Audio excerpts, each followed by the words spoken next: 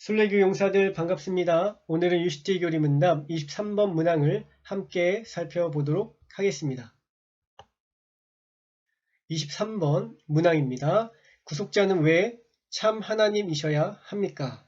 답변은요. 그분의 신성 안에서 그분의 순종과 고통이 완전하고 유효하기 때문입니다.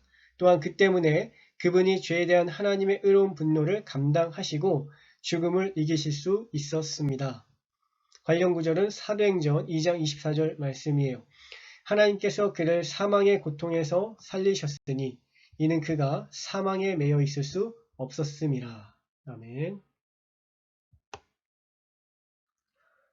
지난 시간에는 구속자의 조건 가운데 하나, 구속자는 참 인간이어야 함을 살펴보았죠.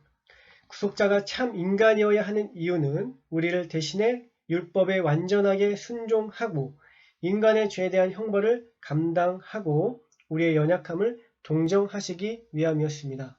그 모두가 우리를 위한 것이었죠. 오늘 구속자의 조건 두 번째입니다. 구속자는 참 하나님이셔야 한다는 것이죠. 왜일까요? 이 물음에 대해서 오늘 문답은 두 가지로 답변을 하고 있는데 그 내용은 다음과 같습니다. 첫 번째입니다. 그분의 순종과 고통이 완전하고 유효하기 때문이죠. 구속자는 참 인간으로서 우리가 겪어야 할 모든 것을 겪으셨습니다.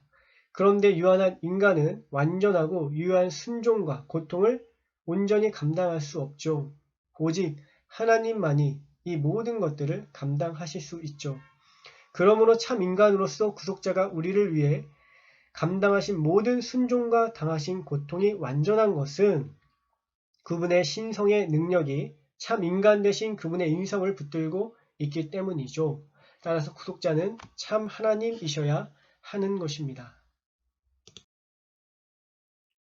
두 번째로 구속자가 참 하나님이셔야 하는 이유는 구속자의 신성만이 우리에 대한 죄의 의로운 분노를 감당하고 죽음을 이기실 수 있기 때문입니다.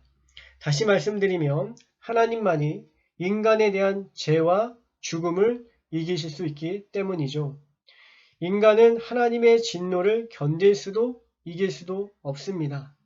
죽음을 이길 수조차 없죠. 따라서 부활도 기대할 수 없습니다.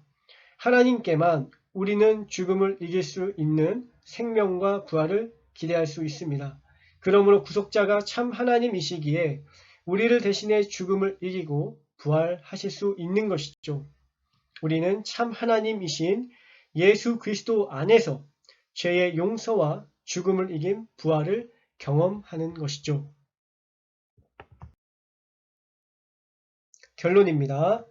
구속자는 우리의 대속물이 되기 위해서 참 인간이셔야 합니다. 그러나 완전한 순종과 고난과 하나님의 완전한 공의를 충족하시기 위해 참 하나님이셔야 합니다. 바로 이러한 구속자가 우리에게 있습니다. 그분이 바로 예수 그리스도이십니다. 우리는 그리스도의 완전하고 유효한 고통과 순종으로 죄의 용서와 죽음을 이긴 부활을 오늘도 경험하게 되는 것이죠.